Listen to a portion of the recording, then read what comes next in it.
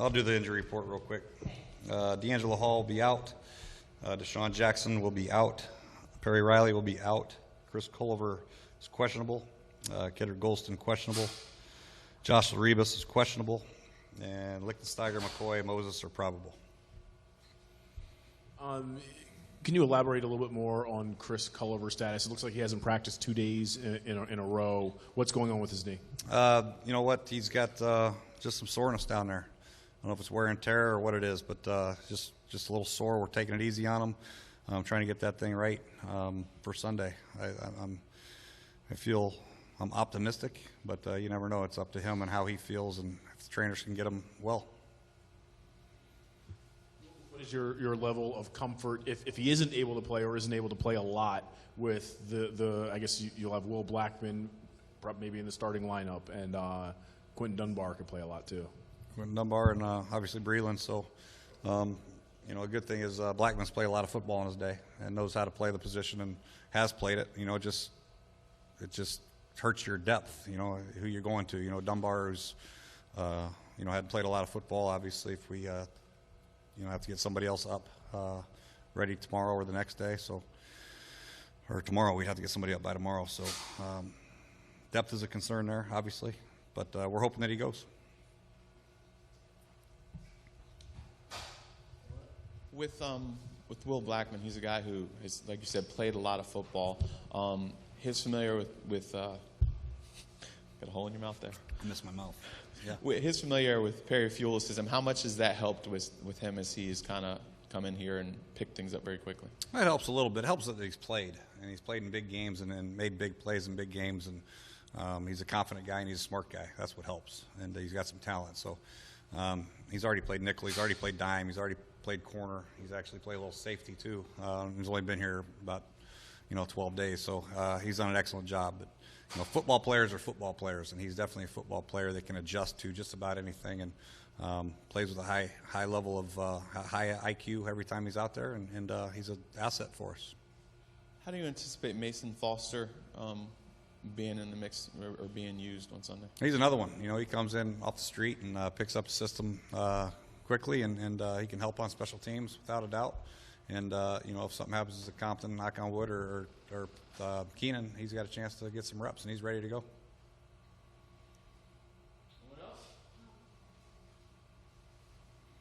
Obviously, for Deshaun Jackson to have played, it would have beaten the timetable initially set, as I understand it. Do you have any concern, in your view, is he still on schedule, or any growing concern about? I don't really deal with schedules on hamstrings. I think it's just a matter of how they progress, and they gradually progress. And Larry's very good at what he does, and Deshaun's working out very hard to get that thing right. But as far as your progression from I'm slowly starting to jog to picking up your speed to full sprint, that can take 2 weeks, 3 weeks, 8 weeks. Just depends. How is Rashad Ross? How has he progressed? He's been excellent.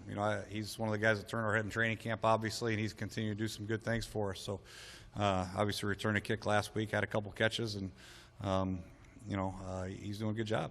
Do you see him being more incorporated into the offense, or do you still see kind of the same role he's had? I could see him be a little bit more incorporated. We'll have to wait and see.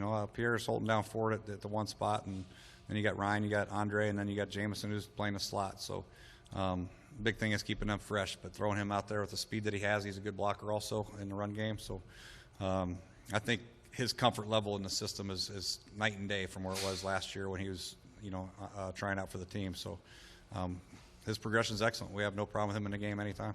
Could he be that? Because everybody talks about with Sean, the threat over the top.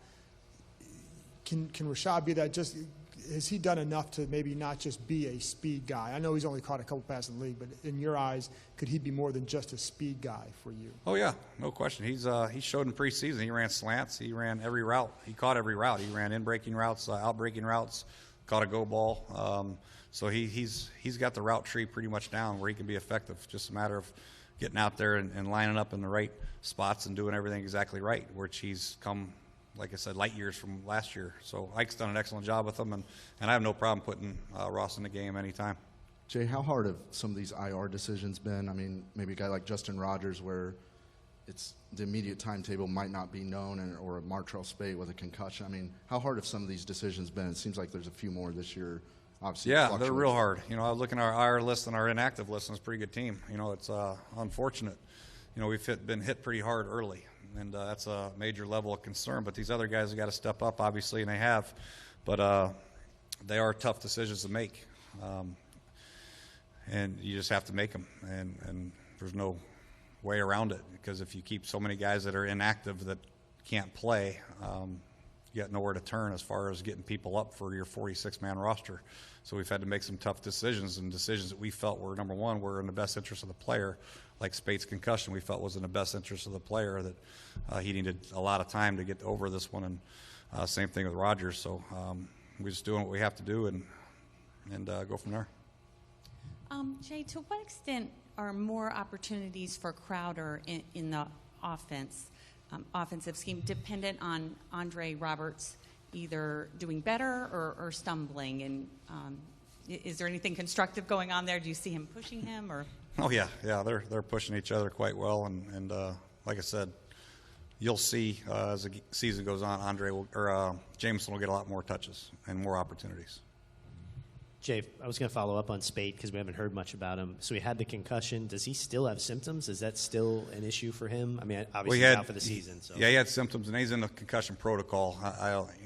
They're doing what they do in that system, and he's doing everything by the book, and he's slowly but surely recovering. And the big thing, like I said, with the linebacker, you've got to make sure that his symptoms are gone before he takes part in meetings even. So, being on IR, he can still participate in meetings, but he hasn't been able to yet, and he will hopefully soon. Good. When do you expect D-Hall might return to practice? I think the initial thing was 3 to 4 weeks. Yeah, hopefully.